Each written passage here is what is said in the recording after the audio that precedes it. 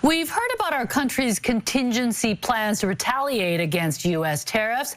Now, local governments in Metro Vancouver are ramping up their own anti-American strategy, but it may cost taxpayers more. CTV's Martin McMahon has the story.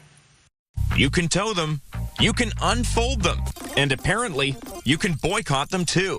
American-made mobile bleachers have become the latest surprise casualty of the increasingly tense trade relationship between our country and our southern neighbors, with Surrey walking away from plans to award a contract to a U.S. company that manufactures them. In this case, it is interesting that it is mobile bleachers that have struck a chord with people. I think it's incumbent on every one of us, whether we're a city government, provincial government, or an individual.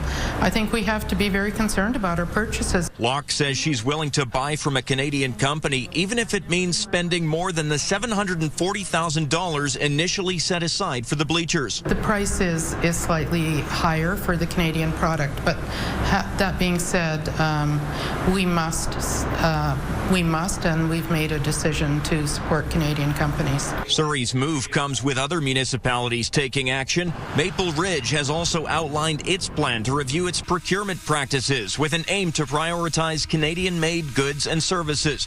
And earlier this week, Vancouver City Council unanimously voted to prioritize Canadian purchases when possible. To grow a more resilient economy, to protect our local businesses, and really to jump on board with the rest of Canadians who are, passionate about protecting our sovereignty and our economy, and really this Team Canada approach that we're seeing from coast to coast. As for whether this is a temporary measure or a permanent change in approach to buying U.S. products, Mayor Locke says that comes down to what the U.S. president does next. Martin McMahon, CTV News, Surrey.